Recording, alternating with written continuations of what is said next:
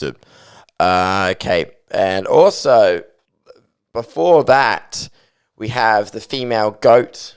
Amanda Nunes. Yeah. Amanda Nunes against Megan Anderson. And I don't think there's I think Amanda Nunes is just too... I don't want to count out Megan too much because, she's Australian and all that, and Australian, but Amanda Nunes... You just went Australian. Yeah, that's the only reason. Yeah, well, you don't want to shit on your own country. Australian. You don't want to shit on your own country.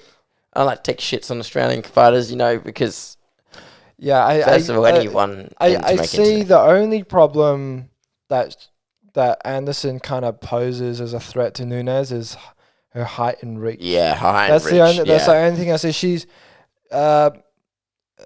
got it's not just long arms she has. She has very long legs. Ridiculously long legs. Because we saw that before in some of her fights. Her left leg high kick it goes up very quickly. Yeah. And if Nunes isn't switched on, it could catch her. Yeah. But I don't know. I don't want to count out Anderson, and like you said, you don't want to count out any fellow Australians and things like that. Nunes also has this aura of invincibility again that we talked about. Like, Nunes has done so well. She's not even arguably. She is the women's GOAT. Yeah, there's no second place. So there's no second competition. It's argument for who's second place. You know what I mean? Because she's just the number one. It's just written in stone. Yeah, and I think whenever we don't really see any grappling from Anderson. Not really. No, it's most likely, stand-up skills that we see. Nunes, we've seen her be able to, as soon as there starts to pose, there's some issues, she kind of disconnects from her ego and goes, I don't need to trade with this person, because I can get caught. I'm going to grapple, I'm going to take them down. And she's worn out people that way. Then when they stand up, Anderson's a little bit more tired, starts to pour in a little bit more volume now. So I think Anderson, the only thing I can see is height and reach being an issue because she is a very tall fighter. I don't know. It's just Nunes has there's something about Nunes. She's got really deceptively long arms. Yeah.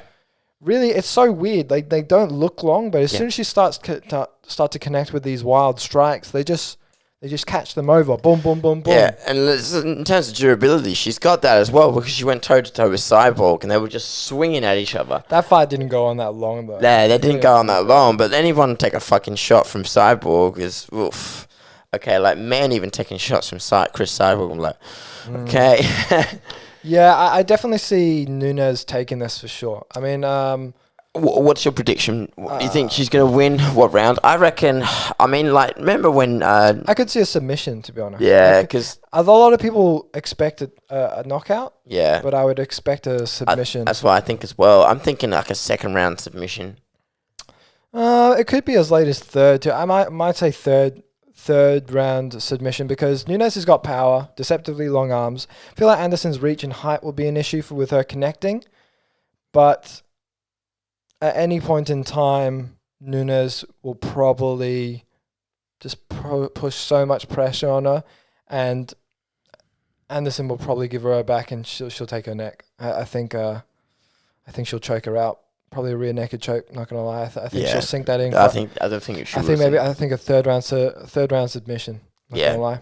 Where around the first, pinpoint where she's gonna do in the second.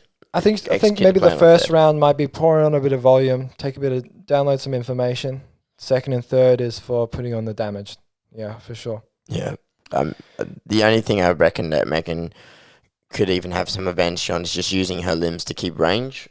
Maybe front leg push kick, front leg teep, maybe kicking her front leg knee, trying to hyperextend that knee maybe, but I don't know. She does have long limbs, and I think that would work with.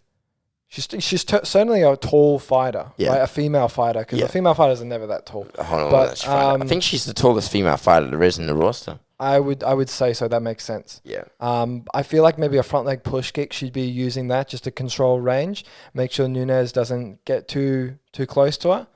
But Nunes has got really good timing. As soon as she notices that that's an issue, I feel like she'll find a way to get around that front leg push kick or front leg teep or something like that.